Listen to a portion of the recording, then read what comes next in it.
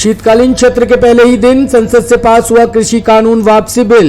संसद के शीतकालीन सत्र के पहले ही दिन आज कृषि कानून को वापस ले लिया गया। लोकसभा और उसके बाद राज्यसभा दोनों ही सदनों में तीनों कृषि कानून वापसी बिल ध्वनि मत से पास हुआ। कृषि कानून वापसी बिल को पहले लोकसभा में 12 बजे पेश किया गया, जिसे बिना चर्चा के 4 मिनट के भीतर पास कर दिया गया। वहीं विपक्ष चर्चा को लेकर इस पर अड़ा रहा।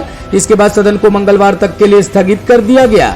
लोकसभा के बाद दोपहर 2 बजे राज्यसभा में बिल पेश किया गया, वहां भी कुछ ही मिनट में इसे पास कर दिया गया।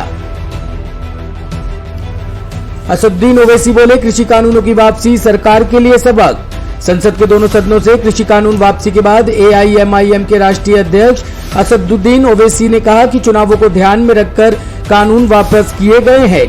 कृषि कानूनों की वापसी से मोदी सरकार को सबक मिला है। मोदी सरकार किसी की बात नहीं सुनती है। सांसद असदुद्दीन ओवैसी ने जोर देते हुए कहा कि MSP की गारंटी मिलनी चाहिए। संसद के शीतकालीन सत्र के पहले दिन राज्यसभा ने सोमवार को 3 विवादित कृषि कानूनों को निरस्त करने के संबंधी कृषि विधि निरसन विधेयक 2021 को बिना चर्चा के मंजूरी प्रदान कर दी।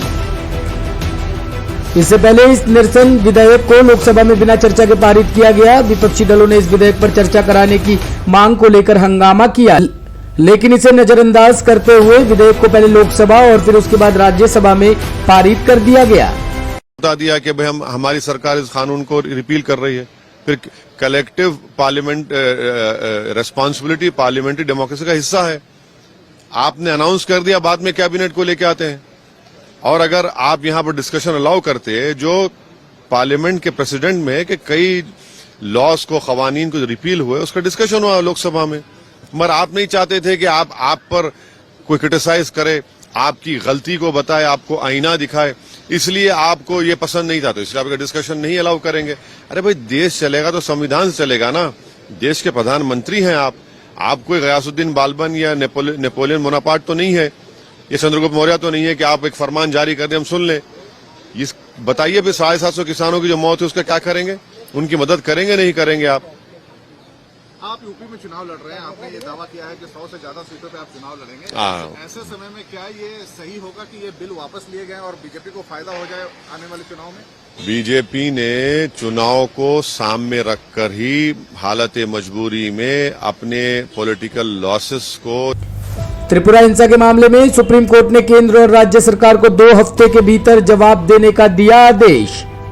सुप्रीम कोर्ट त्रिपुरा में हाल ही में हुई सांप्रदायिक हिंसा के मामले में राज्य पुलिस की कथित मिलीभगत और निष्क्रियता के आरोपों की स्वतंत्र जांच के लिए दाखिल याचिका पर सुनवाई के लिए सहमत हो गया है। सुप्रीम कोर्ट ने इस याचिका पर सोमवार को केंद्र और राज्य सरकार को नोटिस जारी कर जवाब मांगा है।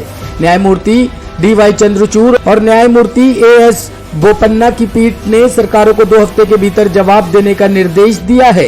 अधिवक्ता ई हाशमी की ओर से दाखिल याचिका पर अधिवक्ता प्रशांत भूषण ने पैरवी की। उन्होंने सर्वोच्च न्यायालय से कहा कि वह हालिया सांप्रदायिक दंगों की स्वतंत्र जांच चाहते हैं। इस मामले में अब 2 हफ्ते बाद सुनवाई होगी।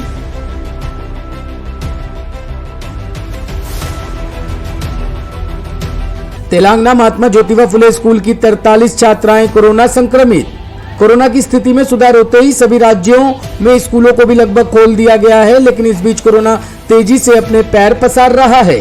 अब खबर सामने आई है कि तेलंगाना के संगारेड्डी जिले के महात्मा ज्योतिबा फुले स्कूल की 43 छात्राओं में कोरोना संक्रमण पाया गया है। रिपोर्ट सामने आते ही जिले में हड़कंप मच गया है। DM डॉक्टर गायत्री का कहना है कि सभी छात्राओं के कोरोना संक्रमित होने की सूचना सामने आते ही सभी को आइसोलेशन में रखा गया है, जहां उनका उपचार किया जा रहा है।